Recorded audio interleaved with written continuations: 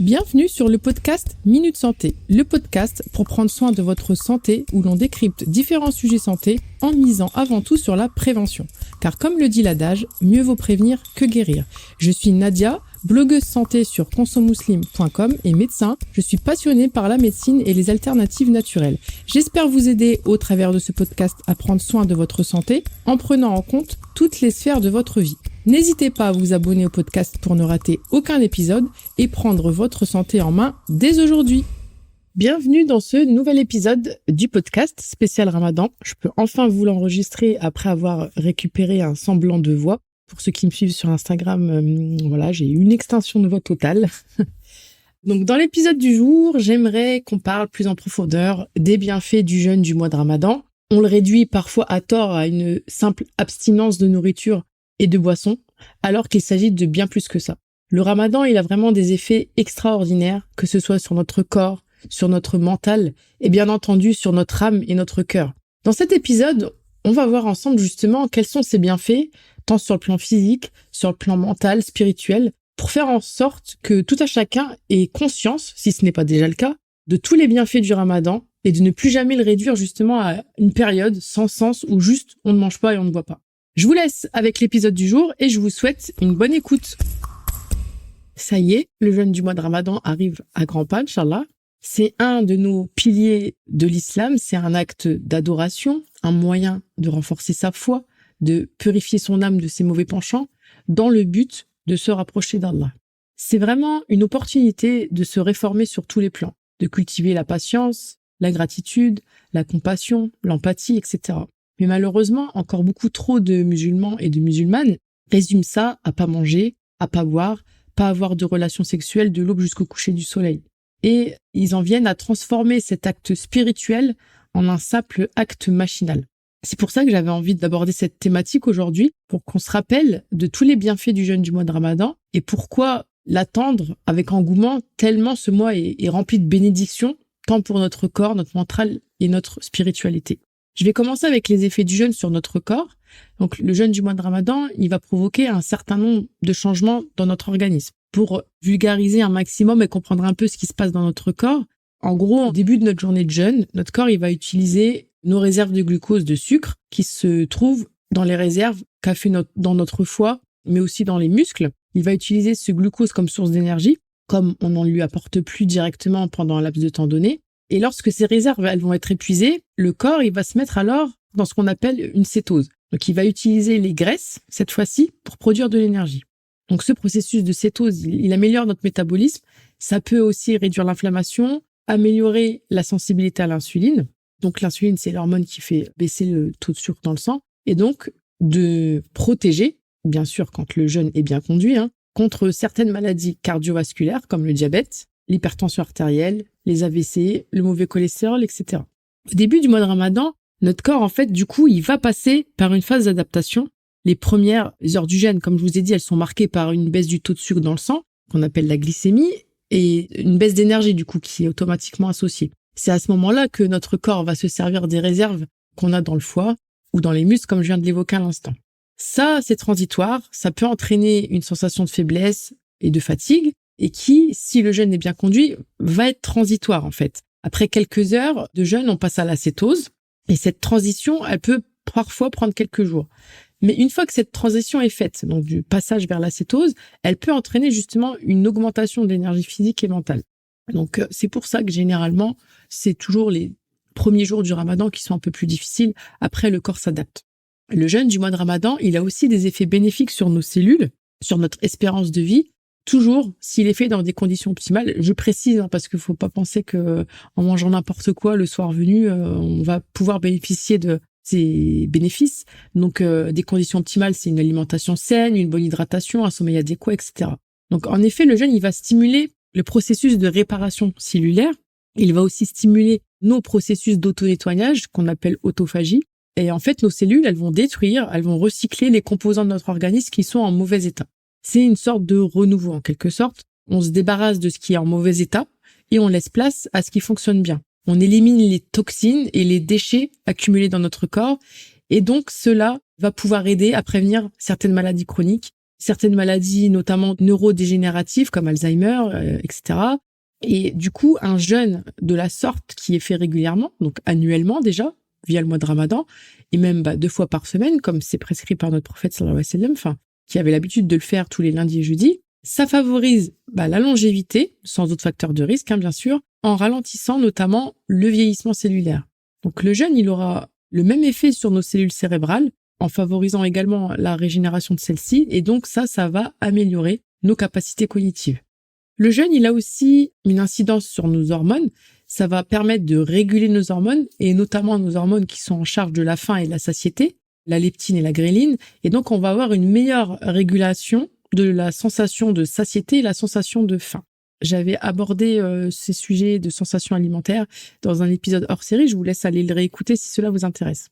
Comme je l'ai dit tout à l'heure, le jeûne, il permet également d'améliorer la sensibilité à l'insuline, qui est une hormone indispensable pour faire baisser le taux de sucre dans le sang. Donc vous le voyez bien sur le plan purement physique déjà, le mois de Ramadan, c'est bien plus qu'une abstinence de nourriture et de boissons pendant la journée. C'est vraiment une opportunité, et c'est comme ça qu'il faut le voir, pour notre corps de se régénérer et de se revitaliser. Et en comprenant tout cela, je pense que ça nous permet de mieux apprécier les nombreux bienfaits de ce mois.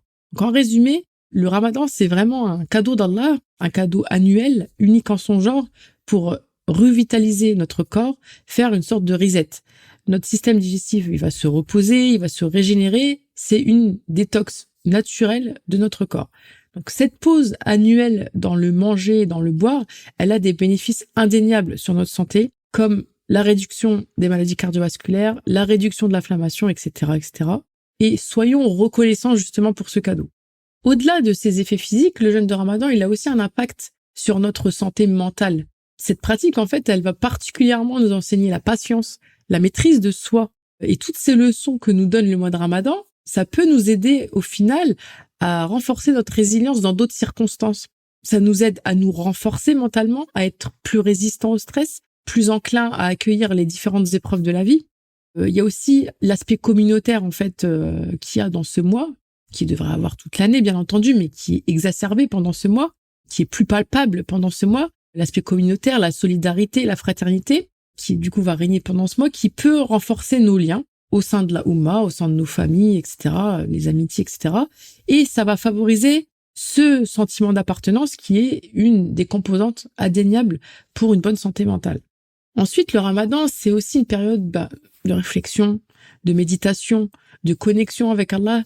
En fait, en se privant de ses besoins physiques, ça nous permet de nous concentrer sur d'autres besoins, sur notre relation avec Allah, sur la gratitude que l'on a envers lui, mais aussi sur des qualités comme l'empathie, la patience, la compassion envers les plus démunis, etc.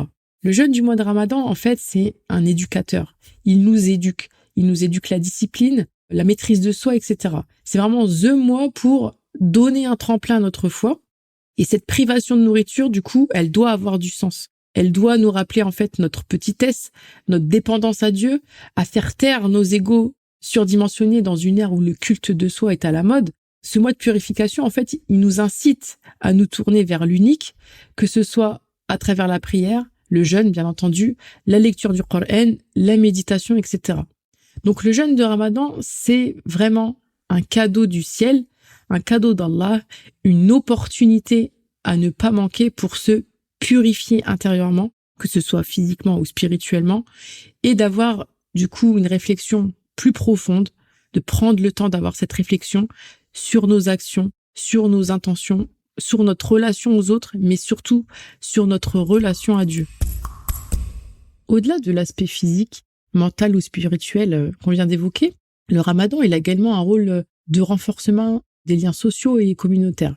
En fait, les musulmans, que ce soit à petite échelle au sein de leur propre foyer ou au sein de leur famille élargie ou à plus grande échelle, que ce soit à la mosquée ou autre, ils vont partager quand même pendant 29 ou 30 jours ensemble tous les repas. Moi, je trouve ça vraiment inédit parce que parfois au cours de l'année, on ne prend pas la peine de se poser tous ensemble, tous à la même heure, ou on ne peut pas, tout simplement. On ne peut parfois pas manger ensemble.